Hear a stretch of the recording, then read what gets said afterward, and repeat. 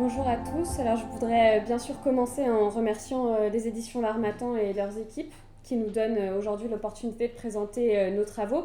Et les miens se concentrent donc sur l'œnologie. Et ce qui m'intéresse en particulier, c'est d'analyser comment, à travers les discours qui circulent sur l'acte de boire du vin, d'en acheter, d'en produire, d'en vendre, comment donc se jouent des représentations de genre et des rapports de classe et de pouvoir. Dans ce mémoire de recherche, j'ai décidé d'analyser un objet médiatique particulier qui est donc le guide œnologique ou le guide de dégustation, en le rencontrant au détour d'une balade à la FNAC avec ma sœur qui est là ce soir et que je remercie de m'accompagner dans toutes mes aventures. Et donc pourquoi choisir le guide? Pour plein de raisons, mais parce que c'est surtout un dispositif spécifique qui sert d'intermédiaire d'achat et de prescription pour beaucoup d'amateurs et de professionnels du vin, et également un média qui est passionnant pour moi parce qu'en énonçant des discours sur les producteurs et les productrices de vin, ils participent à la fabrique de leurs consommateurs et de leur consommation. Et donc j'ai pensé ce mémoire comme un véritable travail d'enquête. J'ai beaucoup compté, j'ai beaucoup relevé d'occurrences de mots, de termes, et j'ai essayé de contextualiser ces données pour comprendre les dynamiques qui sont à l'œuvre dans le guide.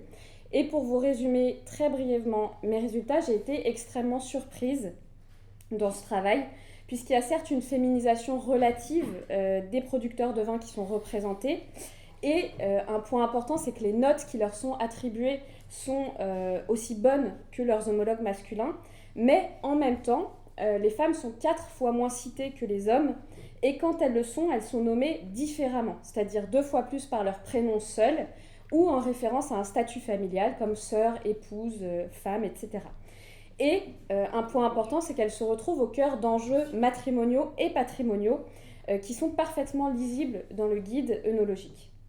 Ce que me disent ces résultats, c'est que penser la visibilité et la place des femmes, ou la place des femmes et le vin ensemble, c'est aussi questionner des modèles agricoles, des modèles familiaux, des modèles patrimoniaux, mais aussi des modèles de consommation, avec d'un côté une consommation standardisée, industrielle, et de l'autre une consommation plus artisanale. Et qu'à chacun de ces niveaux sont produits et reproduits des processus de différenciation. Voilà, merci beaucoup pour votre écoute.